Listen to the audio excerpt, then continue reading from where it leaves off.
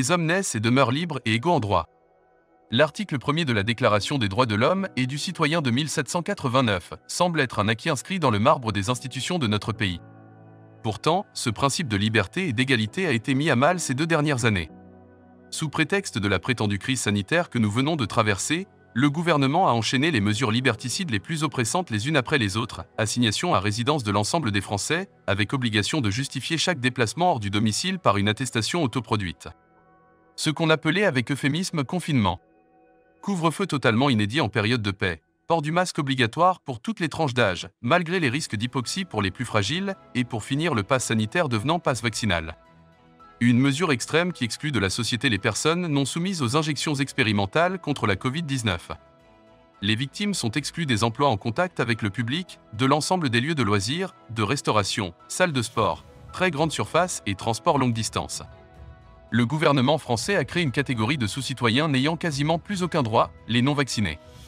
Des injections expérimentales, imposées sournoisement à la population, au mépris des risques très importants d'effets secondaires graves.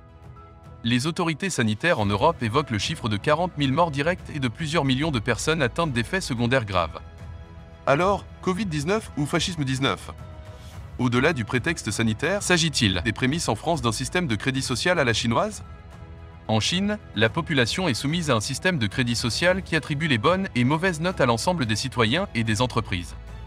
Un système de contrôle appuyé par près d'1 milliard de caméras de surveillance, équipé d'un système de reconnaissance faciale et thermique.